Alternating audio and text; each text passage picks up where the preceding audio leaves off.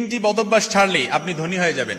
এই তিনটি bad quality যদি আপনি ছাড়তে পারেন, আমি একদম সাবধানতার সাথে আপনাদেরকে বলতেছি, এই তিনটি বদভ্যাস ছাড়েন আজকে থেকেই, কালকে থেকে দেখবেন আপনার সবকিছুতে বরকত হয়ে গেছে ইনশাআল্লাহ। সবকিছুতে রহমত আর আল্লাহ তাআলার একটা করুণা আছে। এত কিছুতে দেখেন সংসারের মধ্যে বরকত নাই, অভাব অনটন লেগেই থাকে, একটার পর একটা অশান্তি লেগেই থাকে, কখনো সন্তান অসুস্থ, বিবি অসুস্থ, একটার পর একটা শুধু ঝামেলা আছে। তারপর ব্যবসার মধ্যে বারাকা নাই, ব্যবসার মধ্যে বারাকা নাই, ফসল করছেন, ফসলের মধ্যে ফসলের জমিও আপনার ওইভাবে হচ্ছে না, অর্থাৎ কোনো কিছুতে বরকত নাই। আপনি যে আপনার মনে হয় যে আমি যেটা দিই ওইটাই মনে হয় শেষ, অর্থাৎ আমি যেটাতে হাত দিই ওইটাই মনে হয় শেষ, আপনার এরকম একটা কাজ করে। এই জন্য এই তিনটি বদভ্যাস যদি আপনি ছাড়তে পারেন, তিনটি বদভ্যাস ছাড়তে পারলেই আপনি ধনী হবেন ইনশাআল্লাহুল আজিজ। বুখারী শরীফের হাদিসে যে কোনো একটা কারণ, বুখারী শরীফের হাদিসে এসেছে যে কোনো একটা কারণ থাকে তার বরকত চলে যায়।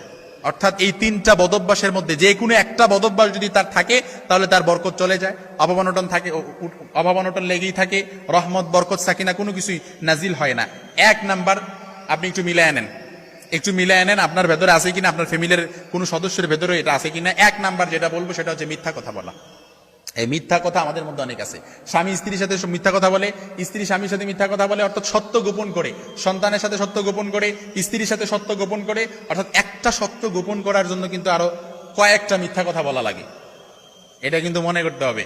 এই জন্য মিথ্যা কথা কখনো বলা যাবে না। আল কিযবু উম্মুজ যুনুব, মিথ্যা হচ্ছে সকল পাপের মূল। রাসূল সাল্লাল্লাহু আলাইহি সাল্লামের কাছে এক লোক এসে বলে, ইয়া রাসূলুল্লাহ, আমার ঘরে তো কোনো কিছুতে বরকত নাই, শান্তি নাই। রাসূল বলে, মিথ্যা কথা ছেড়ে দাও, তোমার সবকিছুতে বরকত হয়ে যাবে। সুবহানাল্লাহি ওয়া বিহামদি। অর্থাৎ মিথ্যা কথা ছেড়ে দেন, সবকিছুতে বরকত চলে আসবে ইনশাআল্লাহ। আল্লাহ রাসূল সাল্লাল্লাহু আলাইহি সাল্লামের কাছে এক সাহাবী এসে বলে, ইয়া রাসূলুল্লাহ, আমার তো কোনো কিছুতে বরকত হয় না। আল্লাহর হাবিব বললেন, তুমি মিথ্যা কথা বলা ছেড়ে দাও, দেখবা সবকিছুতে বরকত আসতেছে। এজন্য পরিবারের মধ্যে যদি বরকত চান, রহমত চান, অভাব অনটন দূর করতে চান, শান্তির স্বর্গরাজ্যে পরিবারটাকে বানাতে চান, তাহলে মিথ্যা কথা ছেড়ে দেন, তাহলে আপনি নিমিষে ধনী হয়ে যাবেন। আপনার ভেতরে সবকিছু যদি আপনি মিথ্যা কথা বলা ছেড়ে দিতে পারেন, ইনশাআল্লাহুল আজিজ আল্লাহ তাআলার রহমত চলে আসবে। এটা কিন্তু একেবারে পরীক্ষিত। দুই নাম্বার যেটা, সেটা হচ্ছে আল্লাহর রিজিকের সাথে বেয়াদবি করা যাবে না। প্রিয় ভাইরা আমার, একটু খেয়াল করে বুঝেন, আল্লাহর রিজিকের সাথে অনেকে বেয়াদবি করি, অপচয় করি। লাইন শাকারতুম লাযীদান্নাকুম ওয়া লাইন কাফারতুম ইন্না আযাবি লাশাদীদ। আল্লাহর হাবিব সাল্লাল্লাহু আলাইহি সাল্লাম বলেন, কেউ যদি আল্লাহ রাসূল সাল্লাল্লাহু আলাইহি সাল্লামের মাধ্যমে আল্লাহ তাআলা জানায় দিলেন, যারা নিয়ামতের শুকরিয়া আদায় করে তাদের নিয়ামত আল্লাহ তাআলা বাড়িয়ে দেয়, আর যারা নিয়ামতের অশুকরিয়া আদায় করে তার আল্লাহ তাআলা তাদের নিয়ামত সংকুচিত করে দেয়, কমিয়ে দেয়।